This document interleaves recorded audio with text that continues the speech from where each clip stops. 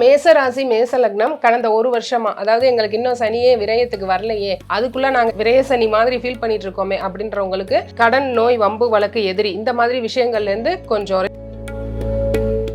ரிஷபராசிக்கு இப்ப குரு பகவான் 7, 9, 11ஆம் இடங்கள்ல குரு பகவானுடைய பார்வை விழப்போகுது. ரொம்ப வருஷமா எனக்கு திருமணம் ஆகல அப்படின்னு சொல்லிட்டு இருக்க 90s கிட்ஸ் 80s கிட்ஸுக்கு மிதுன ராசிக்கு குருவின் பார்வை 6th house, 8th house and 10th house 6, 8, 10ஆம் இடங்கள்ல விழுக போதுங்க. 2இல் குரு, மிதுனத்துக்கு 2இல் உச்ச பலம் பெற்ற குரு வரும்போது 2ஆம் இடம் கண்டிப்பா இயங்கும்.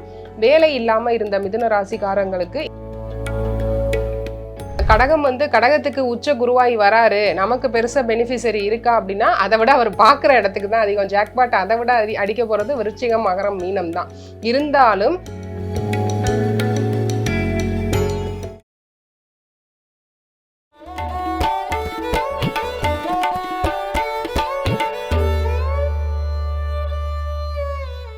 நேயர்களுக்கு வணக்கம். நான் உங்கள் பிருந்தா சங்கர். இன்று நம்மோடு சிறப்பு விருந்தினராக இணைந்திருப்பது ஜோதிடர் சூர்யா தேவராஜன் அவர்கள். வணக்கம் மேம். வணக்கம் மேம். எப்படி இருக்கீங்க? நல்லா இருக்கேங்க. நீங்க நல்லா இருக்கீங்க? நல்லா இருக்கேன் மேம். குரு பகவான் அப்படின்னாலே ஒரு நல்ல கிரகம் அப்படின்னு சொல்லுவாங்க. எல்லா ராசிக்காரர்களுக்கும் எல்லா லக்னக்காரர்களுக்கும் ஒரு நல்லது செய்யக்கூடிய ஒரு கிரகம் அப்படின்னா குரு பகவான். இந்த குரு பகவான் இந்த குரு பயிற்சியில எந்த நன்மைகள்லாம் எல்லாருக்கும் கொடுக்க இருக்கிறார்? பொதுவா குரு பகவான் நீங்களே சொல்லிட்டீங்க மேம், இயற்கை சுபர்களில் முதல் சுபர்னு நம்ம பாவிக்கிறது குரு பகவான். ஓகேங்களா? இப்போ ஒரு திருமணம் ஆகலையா, குழந்தை இல்லையா, வேற ஏதாவது நமக்கு தடைகள் வருதா, ஃபர்ஸ்ட் குரு பலம் எப்படி இருக்கு, திருமணத்திற்கு குரு பலம் பாருங்க, குழந்தைக்கு குரு பலம் பாருங்க அப்படின்னு சொல்ல நம்ம கேள்விப்பட்டிருப்போம். குரு பலம்ங்கிறது திருமணத்துக்கு குழந்தைக்கு பார்க்கக்கூடியது. அந்த குரு பகவான் இப்ப பலம் பெற்று வரார்.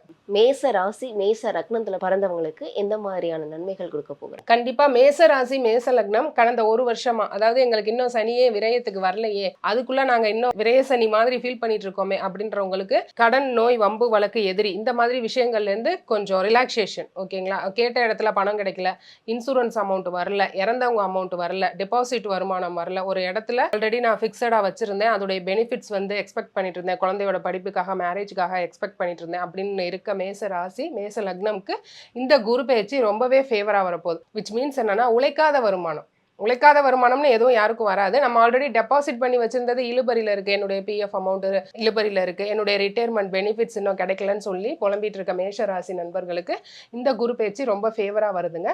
வீட்டில் சுபகாரியங்களுக்காக வெயிட் பண்ணிட்டு இருக்காங்க இல்லைங்களா மேசராசி, ஷோரா நடக்கும். கேட்ட இடத்துல பணம் உதவி கிடைக்கும். இதுக்கு முன்ன உதவியும், அதாவது நான் வட்டிக்கு கேட்டா கூட கொடுக்க ஆள் இல்லை அப்படின்ற மாதிரி ஒரு நிலைமை இருந்தது.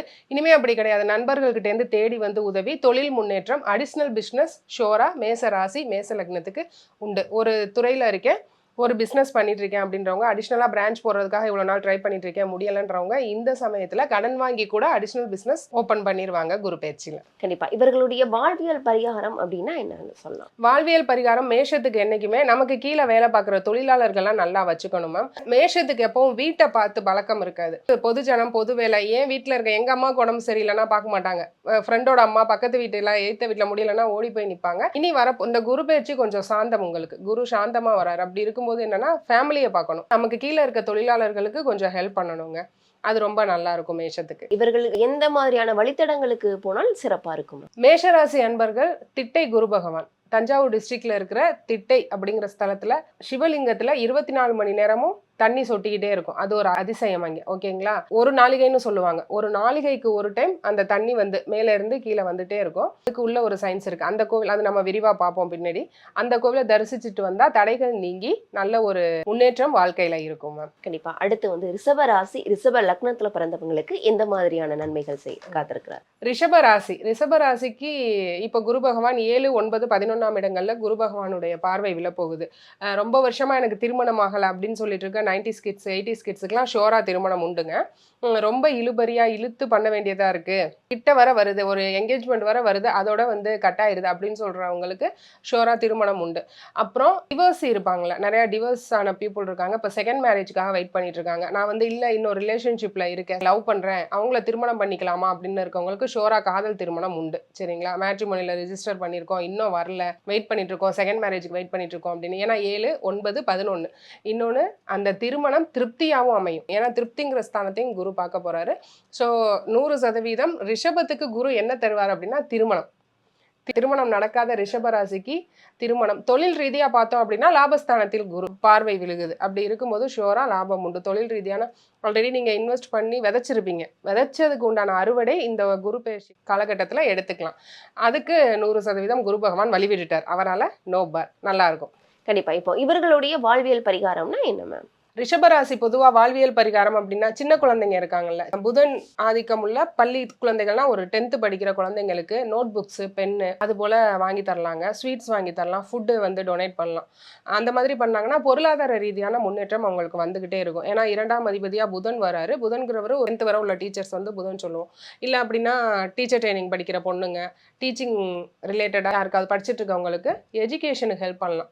இப்போ நான்லாம் வந்து ஃபீஸ் கட்டுவேன். இப்போ காலேஜ் ஃபீஸ் வந்து சிரமப்படுறாங்க அப்படின்னா அது போல் வந்து படிப்புக்காக உதவி பண்ணுறது ரிஷபத்துக்கு நல்ல ஒரு வாழ்வியல் பரிகாரம்.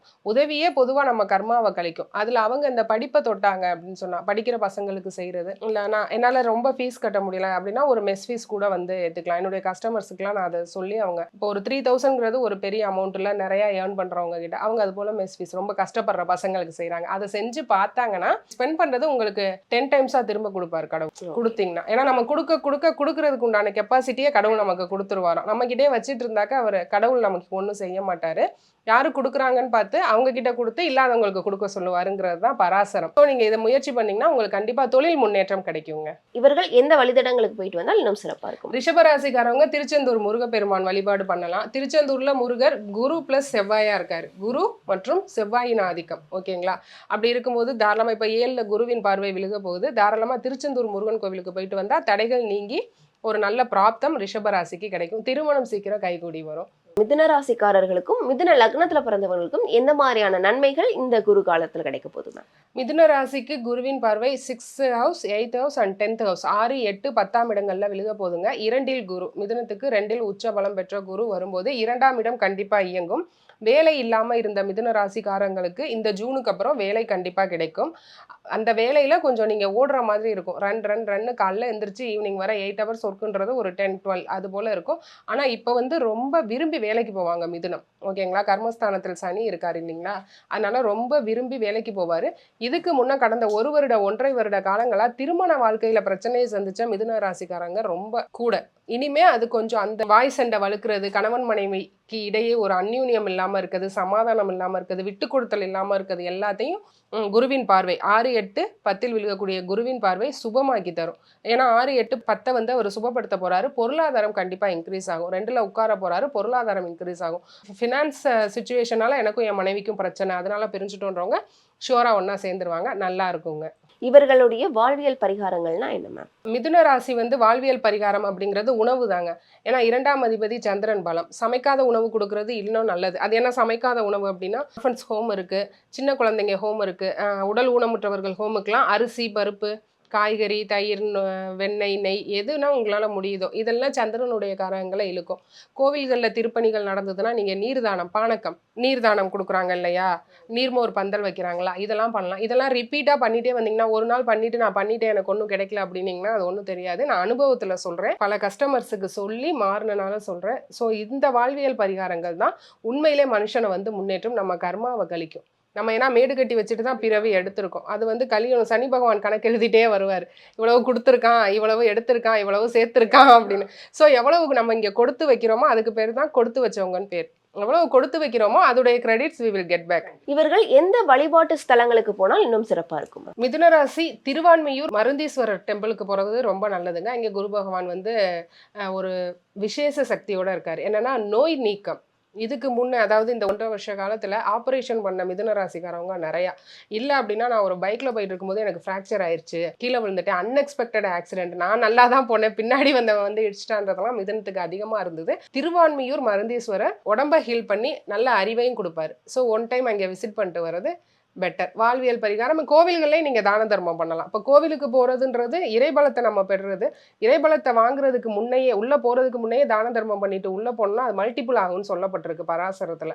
அதாவது இப்போ கோயிலுக்கு போகும்போது நம்ம தானம் பண்ணிட்டு உள்ள போறது இஸ் பெட்டர். இதை ட்ரை பண்ணாக்கா உங்களுக்கு அந்த ஸ்ட்ரெஸ், இந்த என்னடா பண்றோம் எதுக்குடா இந்த வாழ்க்கைன்ற மாதிரி பல பேர் இருக்காங்க, இது எல்லாம் ரிலீஸ் ஆகி வரும். இது எல்லா ராசிகளுக்கும் நல்லா இருக்கும். கடக ராசி லக்னத்துல பிறந்தவங்களுக்கு குரு கொடுக்கக்கூடிய நன்மைகள் என்னென்ன? கடக ராசிக்கு தான் இப்போ ஜாக்பாட் அப்படின்னு சொல்லலாம். ஏன்னா வந்து உச்சகுரு அவங்க வீட்டில் வந்து தன் வீட்டில் உட்கார போறாரு. ஓகேங்களா? அப்படி இருக்கும்போது இப்போ குரு இருக்கும் இடத்தை விட பார்க்கும் இடத்திற்கு தான் பலம் அதிகம் அப்படின்றது உண்மை. கடகம் வந்து கடகத்துக்கு உச்ச குருவாய் வராரு, நமக்கு பெருசா பெனிஃபிஷரி இருக்கா அப்படின்னா அதை விட அவர் பார்க்குற இடத்துக்கு தான் அதிகம். ஜாக்பாட் அதை விட அடிக்க போகிறது விருச்சிகம், மகரம், மீனம் தான். இருந்தாலும் உச்சம் பெற்ற குரு பகவான் கடகத்துல ஒரு இடத்துல உட்காரார். கிரகங்கள் இந்த நீள்வட்ட பாதையில சுத்திட்டு இருக்கு. அப்போ ஒரு சுபர், பலம் பெற்ற சுபர் ஒரு இடத்துல என் வீட்டுக்கு வரார். அப்படி இருக்கும்போது என் வீடு எப்படி இருக்கும்? அவர் ரொம்ப சந்தோஷமா வந்து உட்கார போறார். ஒரு சில இடங்கள்ல இப்போ சூரியன் போய் சனி வீட்டுல இருந்தா நல்லா இருப்பாரா? அவர் ஃப்ரெண்டு வீட்டுல இருந்தா தான் நல்லா இருப்பாரு. எதிரி வீட்டுல இருக்கும்போது ஒரு மைண்ட் டிஸ்டர்பன்ஸோட இல்லாம தன் வீட்டுக்கு இணையான வீட்டுல, ஓகேங்களா, தனுசு மீனத்துக்கு ஈக்குவலான கடக வீட்டுல இருக்கும்போது ரொம்பவே சந்தோஷமா குரு பகவான் உங்க வீட்டுல உட்கார்ந்துருக்க போறார். சோ நீங்க வந்து இருக்கும் இடம் பால், குரு இருக்கும் இடம் சரியா வராதுன்னா நினைக்க வேணாம். இருக்கிற இடத்தை இயக்குவார் அவர். ஓகேங்களா? அப்படி இருக்கும்போது லக்னம் இயங்கும், கடக ராசி இயங்கும், மனசு கிளியர் ஆகும், ஒரு மன தெளிச்சி இல்லை, மன குழப்பத்திலே இருக்கும், ஒரு முடிவு எடுக்க முடியல, டெசிஷன் கேப்பபிலிட்டியே இல்லாமல் போயிடுச்சோங்கிற பயம் வந்துருச்சுன்னு கடகராசிக்காரவங்க இவ்வளோ நாள் இருந்தாங்க. இந்த குரு பயிற்சி மனசை தெளிவாகும். பொதுவாகவே ஒரு மனுஷங்களுக்கு மேம் பொருளாதாரமோ இல்லை மற்ற பிரச்சனைகளோ மனசு தெளிவாக இருந்துச்சுன்னா அது வந்து நோயே இல்லைங்கிறதுக்கு ஈக்குவல். எல்லா செல்வமும் கிடைச்ச மாதிரி அந்த நிலைப்பாடு சந்திரனுடைய நிலைப்பாடு நல்லா இருந்தால் தான் நடக்கும். இப்போ வரக்கூடிய குரு கடகராசிக்கு முழுசா சந்தோஷத்தை தரப்போறார். நீங்க மற்றதெல்லாம் செகண்டரி வச்சுக்கோங்க, ஃபுல்லா சந்தோஷமா இருக்க போறீங்க. பணம் எந்த விஷயத்துல நீங்க லேக் ஆகிருக்கீங்களோ அது கிடைச்சு கடகம் சந்தோஷமா இருக்க போறாங்க. 5, 7, 9 அப்படிங்கும்போது முதல்ல காதல் சக்சஸ் ஆகி திருமணத்துல முடியும், திருமணம் சக்சஸ் ஆகி குழந்தையில முடியும். திருமணம் இல்லாதவங்களுக்கு திருமணம் சக்சஸ் ஆகி குழந்தையும் கொடுத்துட்டார் குரு பகவான் லக்கிலி அப்படின்ற மாதிரியா கடகராசி அகம் சார்ந்த சந்தோஷத்தை அனுபவிக்க போறாங்க. அகம் சார்ந்த சந்தோஷம்னா உடல் மனம் சார்ந்த சந்தோஷங்கள் கடகத்துக்கு 100% உண்டு. சந்தோஷமா இருக்கலாம். இவர்களுடைய வாழ்வியல் பரிகாரம்னா என்ன? கடகம் வாழ்வியல் பரிகாரம் அப்படின்னா உயர் அதிகாரிகள் நமக்காக மிலிட்ரி பீப்புளெலாம் இருக்காங்க இல்லைங்களா, அவங்களுக்குலாம் கஷ்டப்படுறவங்களுக்கு செய்கிறது நல்லதுங்க. இன்னொன்று கடகம் பொதுவாகவே உணவு தானம் பண்ணுறது அவங்களுக்கு ஒரு சுபிக்ஷத்தை தரும். அவங்களுக்கு இயற்கையாகவே ஒரு குணம் இருக்கும், பேம்பரிங் பண்ணிப்பாங்க, தாய் மாதிரி பேம்பரிங் பண்ணிப்பாங்க. அதை அவங்க வந்து கண்டினியூ பண்ணுறதே ஒரு நல்ல விஷயம்தான். ஒரு வாழ்வியல் பரிகாரம் அப்படின்னா இனிமே யாரையும் டிபெண்டபிளாக இருக்காதீங்க. இதை வந்து இனிமே மாற்றிக்கங்க. யாரையும் டிபெண்ட் பண்ண வேணாம். உங்களுடைய முடிவில் நீங்கள் ஸ்ட்ராங்காக தனிச்சிருந்து எடுத்து செயல்படுத்தினாவே ரொம்ப நல்லா இருக்கும் மேம். இவர்கள் எந்த வழிபாட்டு ஸ்தலங்களுக்கு போனால் இன்னும் சிறப்பாக இருக்கும்? கடகராசிக்காரவங்க ஸ்ருங்கேரி சாரதா பீடம்க்கு போய் வழிபாடு செய்கிறது நல்லதுங்க. ஞானம் ப்ளஸ் நுண்ணறிவு ரெண்டையும் கொடுத்துருவார். ஏன்னா மனக்குழப்பங்கிறது கடகத்துக்கு எப்பவுமே இருக்கும், ஒரு ஸ்டேபிளாக இருக்காது. அப்படி இருக்கும்போது ஸ்ருங்கேரி சாரதா பீடம்க்கு ஒரு முறை தரிசிச்சுட்டு வந்தால் கொஞ்சம் தெளிவு கிடைக்கும், நல்லா இருக்கும். சிறப்பான விஷயங்கள் சொல்லியிருக்கீங்க. கண்டிப்பா அதே மாதிரி இவர்கள் எந்த வழிபாட்டு ஸ்தலங்களுக்கு போனால் அவர்களுடைய வாழ்க்கை மேம்படும் அப்படின்றத சொல்லியிருக்கீங்க. கண்டிப்பா இது மக்களுக்கு ரொம்பவே ஒரு பயனுள்ள பதிவா இருக்கும். மீண்டும் வேறொரு பதிவுல சந்திக்கலாம். நன்றி. நன்றிங்க.